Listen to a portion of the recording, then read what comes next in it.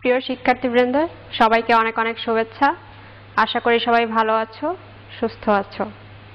আর এই সময় আমাদেরকে অবশ্যই ভালো থাকার চেষ্টা করতে হবে, নিজের প্রতি এবং পরিবারের প্রতি যত্নশীল হবে।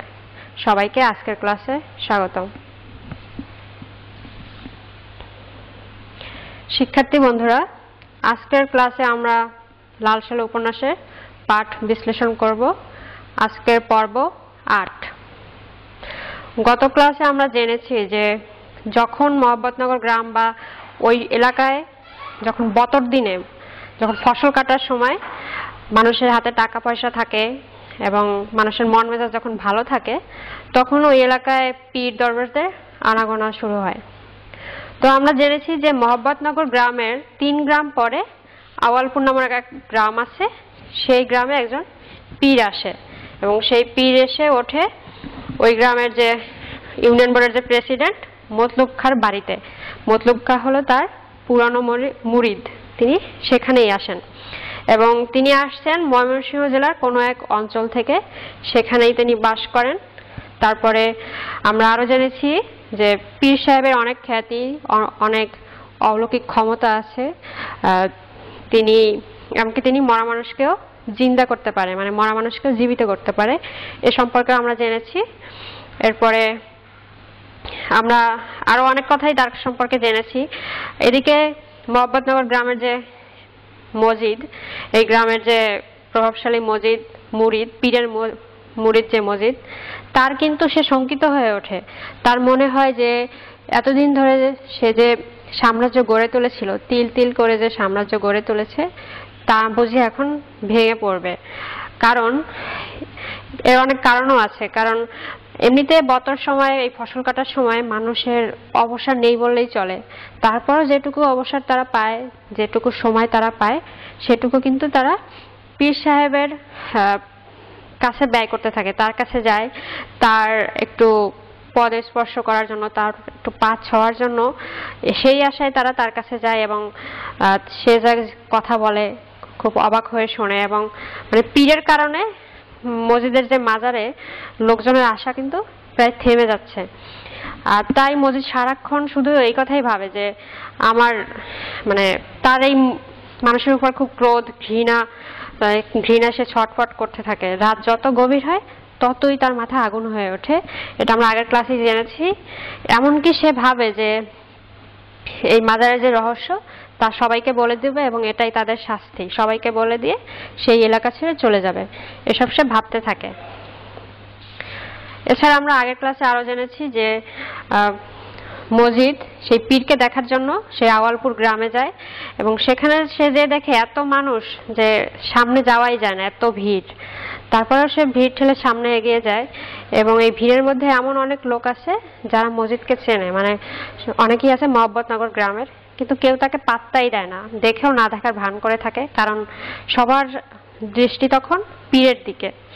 আর মসজিদের মনে হয় যে বিশাল সূর্যোদয় হয়েছে আর সেই আলোয় প্রদীপের আলোর মতোই সে নিশ্চিহ্ন হয়ে যাচ্ছে। মানে বিশাল সূর্যোদয় হলো পীর আর সে হলো প্রদীপের আলো, যে সূর্যের আলোয় সে নিশ্চিহ্ন হয়ে যাচ্ছে। এরপরে আমরা আরো জেনেছি শিক্ষার্থী বন্ধুরা গত ক্লাসে যে পীর সাহেবের যে মুরিদ মতলুব মিয়া, সে কিন্তু গুণগান করে যে পীর সাহেব সূর্যকেও ধরে রাখার ক্ষমতা রাখেন। এরকম অনেক গুণগান আমরা জেনেছি তার সম্পর্কে। এমনকি তারা আসরের নামাজের ওয়াক্তে দেখা যায় যে জোহরের নামাজ পড়ছে, যা দেখে কিন্তু মসজিদ ক্ষেপে যায় এবং সবাইকে গালাগালি দিতে থাকে। এবং সেই পীর সাহেবের মুরিদরা কিন্তু প্রমাণ করতে ব্যর্থ হয় যে সে সূর্যকে ধরে রাখতে পারে, এটা প্রমাণ করতে ব্যর্থ হয়। তারপরে মসজিদ তাদের সাথে ঝগড়াঝাটি করে সবাইকে বলে যে কে কে মহব্বতনগর গ্রামে যাবেন এবং মহব্বতনগর গ্রামের মানুষকে নিয়ে সে গ্রামে ফিরে আসে। এবং সেই রাতেই কিন্তু ব্যাপারীর সাথে গ্রামের মানুষকে নিয়ে সে বৈঠক ডাকে এবং সবাইকে বলে যে শয়তান মানুষকে ধ্বংস করার জন্য বিভিন্ন মুখোশ পরে তার মানুষের মাঝেই থাকে, আর এই পীর সাহেবকেও সে শয়তান বলেই সাব্যস্ত করে। এবং সেই বৈঠকে কিন্তু সিদ্ধান্ত হয় যে এই গ্রামের লোক কেউ আর আওয়ালপুরে সেই পীরের কাছে যাবে না। আমরা এইটুকুই গত ক্লাসে এই পর্যন্ত জেনেছি শিক্ষার্থী বন্ধুরা, এই পর্যন্ত আলোচনা করেছিলাম। আজকে আমরা আলোচনা করব তার পরের অংশ থেকে। বৈঠকে তো সিদ্ধান্ত হয় যে এই গ্রামের লোক কেউ ওই গ্রামে যাবে না, আওয়ালপুর গ্রামে যাবে না। তারপরেও কিন্তু মসজিদকে না জানিয়ে এই মহব্বতনগর গ্রামের একদল যুবক আওয়ালপুর গ্রামে যায় এবং যে সেখানে কি করে, মারামারি করে, যার ফলে তারা গ্রামে না এসে যায় দক্ষিণ দিকে করিমগঞ্জে। আর করিমগঞ্জে একটি হাসপাতাল আছে, তার মানে তারা মারামারি করে মাথা ফাটিয়ে হাসপাতালে যেয়ে ভর্তি হয়। তারপরে বিকেলবেলা মসজিদ সংবাদ পেয়ে ক্যানভাসের একটা জুতো আর ছাতি বগলে করে করিমগঞ্জ যায় হাসপাতালে যারা আহত হয় তাদেরকে দেখতে। আর এদিকে হাসপাতালে অনেক যুবকের মাঝে কালু মিয়াও আছে, সে গোঙায় আর বলে যে শয়তানের চেলারা তার মাথাটা ফাটিয়ে দুফাক করে দিয়েছে এবং মসজিদে তাদের অনেক সান্ত্বনা দেয় এবং বলে যে তারা যে কাজ করেছে অনেক সওয়াবের কাজ করেছে, তাদের জন্য জান্নাত অবধারিত।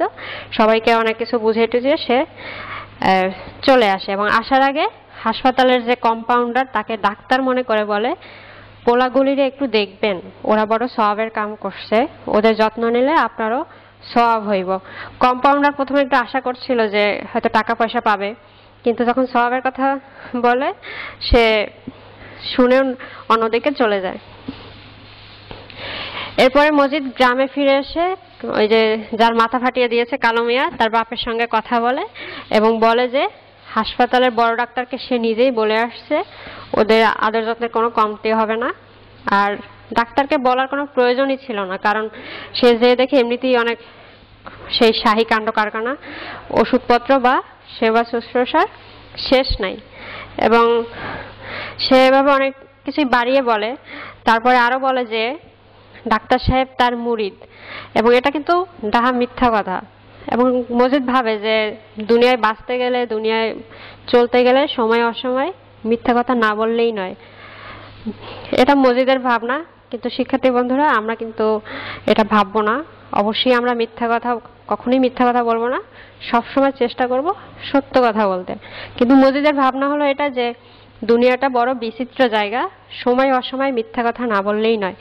তো সে মিথ্যা কথা বলে যে ডাক্তার সাহেব তার মুরিদ, তাই সেখানে যারা আহত হয়েছে তাদের সেবা শুশ্রূষার কোনো ঘাটতি হবে না। এরপরে দেখো, এরপরেও এই ঘটনার পরে কিন্তু মসজিদ শান্ত থাকতে পারে না। বাহিরে শান্ত থাকলেও ভিতরে ভিতরে কিন্তু সে মানে তার মধ্যে একটা অশান্তি কাজ করে যে কখন না পীর সাহেবের চেলারা বা মুরিদরা এসে এই গ্রামে এসে হামলা করে। যদিও মসজিদ এগুলো ভাবে, কিন্তু অন্যদিকে পীর সাহেবের এগুলো মনেই ছিল না, কারণ সে এমনিতেই বৃদ্ধ, তার এখন এই হাঙ্গামা করার কোনো ইচ্ছাই ছিল না। তার মুরিদরা ইচ্ছা করলেও সে উল্টো তাদেরকে বলে যে কুত্তা তোমাকে কামড়ালে তুমিও কি উল্টো তাকে কামড়ে দেবে। এরকম অনেক যুক্তিতর্ক শুনে তার শাগরেদরা নিরস্ত হয়। কিন্তু মসজিদ যে এই মহব্বতনগর গ্রামের লোকজনকে আওয়ালপুরে যাওয়া বন্ধ করে দিয়েছে, কারো কোনো ক্ষতি না হলেও একজন কিন্তু গ্রামের একজন এটা কিন্তু ঠিক পছন্দ করে না। আর সে হলো অন্দরের লোক, মানে অন্দরের লোক বলতে নিশ্চয়ই সে কোনো মহিলার কথাই বলা হয়েছে। আর তার তাগিদটা প্রায় বাঁচা মরার মতো জোরালো। পীর সাহেবের সাহায্যের তার একান্ত প্রয়োজন, না হলে জীবন শেষ পর্যন্ত বিফলে যায়। এখন পীর সাহেবের কি সাহায্যের প্রয়োজন আমরা এখন জানবো। আর সে কে? সে হলো গ্রামের যে মাতব্বর খালেক ব্যাপারী, তার প্রথম স্ত্রী বিবি আমেনা। তার বিয়ে হয়েছিল 13 বছর বয়সে, আর বর্তমানে তার বয়স 30 প্রায় পেরিয়ে গেছে, কিন্তু এখনো সে সন্তান লাভ করতে পারেনি। আর তোমরা জানো যে নারীদের খুবই প্রবল একটা আকাঙ্ক্ষা থাকে যে সবাই বাচ্চা কাচ্চা হবে, মা ডাক শুনবে, সবার একটা আকাঙ্ক্ষা থাকে। এই আকাঙ্ক্ষা আমেনা বিবিরও ছিল, কিন্তু বয়স 30 পেরিয়ে গেছে, এখনো তার কোনো বাচ্চা কাচ্চা হয়নি। কিন্তু প্রতি বছর সে চোখের সামনে তার যে সতীন তানু বিবিকে দেখে যে আস্তে আস্তে সন্তান জন্ম দিতে দেখে সে আরো তার অসহ্য বোধ করে। এমনিতে যা একটা মানে সান্ত্বনা দিয়ে থাকতে পারতো, কিন্তু চোখের সামনে যদি এরকম দেখে যে আরেকজন প্রতি বছর সন্তান জন্ম দিচ্ছে, তা তো আসলে কারো সহ্য হয় না। কিন্তু যখন পীর সাহেব আসে আওয়ালপুরে, তখন আমেনা বিবি একটা আশা পোষণ করেছিল যে এবার হয়তো একটা বিহিত করা যাবে। সামনের বছর যখন তানু বিবির কোলে নতুন কোনো আগন্তুক ট্যাটা করে উঠবে, তখন তার জন্য নানি বুড়ির ডাক পড়বে, অর্থাৎ দাই বুড়ি বলে যে দাইমা, দাইমা ডাক পড়বে। শেষে নানি বুড়ি মাথা নেড়ে হেসে রসিকতা করে বলবে, ওস্তাদের মার শেষ কাটালে, মানে ওস্তাদের মার শেষ কাটালে এটা রসিকতা করে বলবে দাইমা। কিন্তু তার এই আশা আর পূরণ হয় না, কারণ পীর সাহেবের কাছে যাওয়া তো এই গ্রামের মানুষের যাওয়া নিষেধ। সারা জীবন যে মেয়ে লোকের সন্তান হয়নি, পীর সাহেবের পানি পড়া খেয়ে সেও কোলে ছেলে পেয়েছে। এটা একটা মানে পীর সাহেবের তো অনেক ক্ষমতা, এটাও একটা ক্ষমতা সবার মাঝে ছড়িয়ে পড়ে যে যাদের সন্তান হয় না তাদেরও সন্তান হয় পীর সাহেবের পানি পড়া খেলে। তো আমেনা বিবি একদিন লজ্জা শরমের বালাই ছেড়ে খালেক ব্যাপারীকে বলে যে পীর সাহেবের কাছ থেকে একটু পানি পড়া এনে দিতে। এবং প্রথমে পীর সাহেব খালেক ব্যাপারী রাজি হয় না, কারণ এমনিতেই তারা পীর সাহেবকে শয়তান ইবলিস বলে ঘোষণা করেছে। তারপরে যদি আবার তার কাছে যায় তাহলে তো তার আসলে মান ইজ্জত থাকে না। তারপর অন্য কেউ হলে যেতে পারত, কিন্তু সে তো এই গ্রামের মাতব্বর এবং মজিদ এবং সে এমনভাবে মিলে গেছে যে ইচ্ছা থাকা সত্ত্বেও সে মজিদের বিপক্ষে যেতে পারবে না, কারণ একজনের আছে মাজার আর একজনের জমিজতের প্রতিপত্তি। সজ্ঞানে না জানলেও তারা এক একটা পথ তাদের এক, মানে অন্য কেউ হলেও আড়ালে বা গোপনে কিন্তু পীর সাহেবের কাছ থেকে পানি পড়া আনা যেত। কিন্তু যেহেতু খালেক ব্যাপারী এবং মজিদ দুজনই গ্রামের মান্যগণ্য ব্যক্তি, মাতব্বর লোক, তারা চাইলেও একে অপরের বিপক্ষে যাওয়া তাদের পক্ষে সম্ভব নয়। কিন্তু তারপরেও বিবির কাতর দৃষ্টি সহ্য করতে না পেরে ব্যাপারী একটা উপায় বের করে, আর সেই উপায় হলো তার যে দ্বিতীয় স্ত্রী, তার এক ভাই আছে নাম ধলা মিয়া, যে ব্যাপারীর বাড়িতেই থাকে, আড়ালে আবডালে থাকে, এখানেই বছরের অধিকাংশ সময় বোনের বাড়িতেই সে থাকে। তো তাকে ডেকে ব্যাপারী বলে যে একটা কাম করেন ধলা মিয়া, এবং কি কাজ করতে হবে তাও তাকে বুঝিয়ে বলে, এবং আমেনা বিবির মনের গোপন কথা, মানে মনের ইচ্ছাটাও তাকে খুব ভালো করে বলে। এবং সে তাকে এটাও বলে যে আওয়ালপুরে তাকে যেতে হবে শেষ রাতের অন্ধকারে, যাতে কেউ তাকে না দেখে, এমনকি কাকপক্ষীও যাতে তাকে না দেখে, এবং সবকিছু সে তাকে বুঝিয়ে বলে। আর এই ধলা মিয়া বিবির বড় ভাই, তাই খালেক ব্যাপারীর মুরব্বী, কিন্তু পরগাছা মুরব্বীকে আবার সম্মান, তার সঙ্গে আবার কেতাদুরস্ত কথা, মানে যেহেতু সে বেকার এবং অধিকাংশ সময় বোনের বাড়িতেই থাকে, বোনের বাড়িতে খেয়ে দিয়ে এখানেই থাকে, সবকিছু ফাই ফরমাস খাটে, তাই এমনিতেই খালেক ব্যাপারী তাকে সম্মান তেমন করে না, তাকে ধমক দিয়েই কথা বলে। কিন্তু ধলা মিয়া কিন্তু ভয় পায়, কারণ এমনিতে তাকে রাত থাকতেই উঠে আওয়ালপুর যেতে হবে। আওয়ালপুর এবং মহব্বতনগর যাওয়ার মাঝখানে একটা মস্ত তেঁতুল গাছ আছে, সবাই সেই গাছটাকে বলে দুস্তর মতো দেবংশী বলে। তারপরেও এমনিতে সেই তেঁতুল গাছের ভূতের ভয়, তারপরে যদি আবার সে আওয়ালপুরে যায় এবং সেখানে যেয়ে যদি ধরা পড়ে যায় যে সে মহব্বতনগর গ্রাম থেকে গেছে, তাহলে তো তাকে মানে মায়ের একটাও নিচে পড়বে না, তাকে অবশ্যই সাঙ্গপাঙ্গরা ধরে মার দিবে। এই ভয়ে কিন্তু সে আর আওয়ালপুরে যাবে না বলে মনস্থির করে। সে কি করে, সে একটা উপায় বের করে, সে মজিদের কাছে চলে যায় এবং যে তাকে খালেক ব্যাপারী তাকে যা বলে সেগুলো আরো বেশি করে আমেনা বিবির মনের ইচ্ছার কথা তার উপর আরো রং ফলিয়ে, আরো দরদের ফোঁটা ছিটিয়ে, ফিনিয়ে ফুলিয়ে দীর্ঘতর করে ধলা মিয়া কথাটা পারে যে মহিলা মানুষ, তার এক মন, মেয়ে মানুষের মন বড় অভুজ, নইলে সাক্ষাৎ ইবলিশ শয়তান জেনেও তারই পানি পড়া খাবার স্বাদ জাগবে কেন আমেনা বিবির। এরকম অনেক কিছুই তাকে বলে এবং বলে তাকে বোঝানোর চেষ্টা করে, এবং মজিদও নীরবে সব কথা শোনে। তারপরে সহজ গলায় প্রশ্ন করে, তা কখন যাইবেন আওয়ালপুর? তারপরে ধলা মিয়া কি বলে যে আওয়ালপুর গেলে কি আর আপনার কাছে আহি, কি কেলা পানি পড়াটা দিব হেরকটা। মানে সেও বিশ্বাস করে যে পীর সাহেবের পানি পড়া খেলে আসলে কিছুই হবে না, আর এমনিতে তো তার ভূতের ভয়ে এবং মায়ের মানে ওই আওয়ালপুরের পীরের মুরিদদের মার খাওয়ার ভয়ে সে আওয়ালপুর যেতে চায় না। আর তারপরও সে বিশ্বাস করে না যে মসজিদ থাকতে আবার আওয়ালপুরের পীরের পানি পড়া কেন খাইতে হবে, সে এমন কি পানি পড়া দিবে। তখন সে বলে, আমি কই, আপনিই দেন পানি পড়াটা, আর কথাটা একদম চাইপা যান। কে বলে? ধলা মিয়া বলে। এরপরে দেখো, এইসব কাম কি চাপাচাপি দেওয়া হয়? এ কি আইন আদালত না মামলা মোকদ্দমা? দলিল দস্তাবেজ জাল হয় কিন্তু খোদা তালার কালাম জাল হয় না, এটা বলে কে?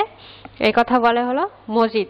মজিদ বলে যে আমি পানি পড়া দেবো আর সেটা পীর সাহেবের নামে চালিয়ে দেবা, এটা কি আর আইন আদালত যে বললেই হলো? খোদা তাআলার কালাম তো জাল হয় না, দলিল দস্তাবেজ জাল হতে পারে। এবং সে খুবই রাগান্বিত হয়ে যায় এবং সে অস্বীকার করে পানি পড়া দিতে।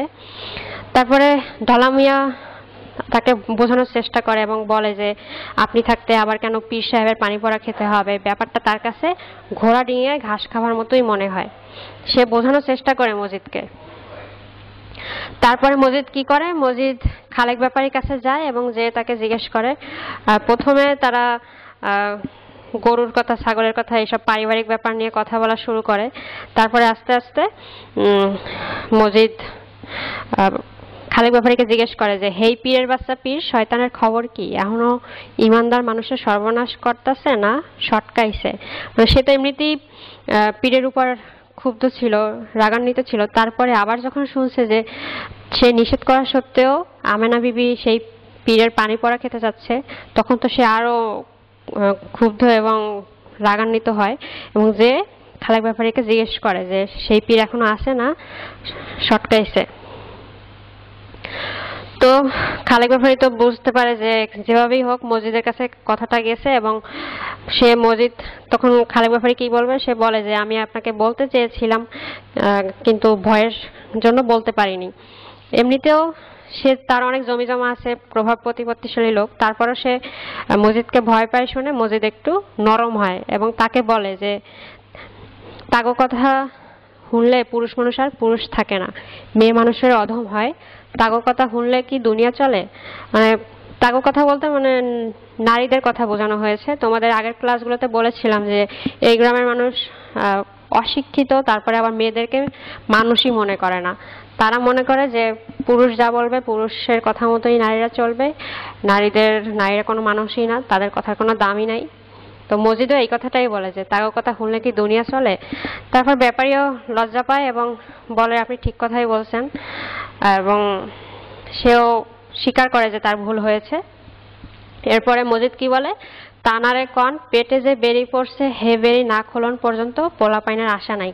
মানে মজিদ এখানে নিজের মতো করে একটা ব্যাখ্যা দাঁড় করায় যে মেয়ে মানুষের পেটে বেরি পড়ে বলেই তাদের বাচ্চা হয় না। কারো পরে 7 প্যাঁচ, কারো 14, 21 বেরিও দেখছি একটা। তো আর 7-এর উপরে হইলে সারান যায় না। আমার বিবির তো 14 প্যাঁচ।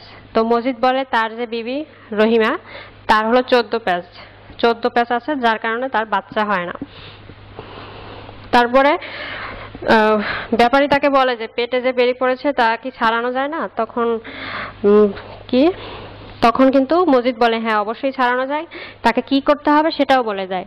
সে বলে যে একদিন সেহরি না খেয়ে আমেনা বিবিকে রোজা রাখতে হবে এবং সেদিন কারোর সঙ্গে সারাদিন কথাই বলতে পারবে না, শুদ্ধ চিত্তে সারাদিন কোরআন শরীফ পড়বে এবং সন্ধ্যার দিকে ইফতার না করে মাজার শরীফে আসতে হবে।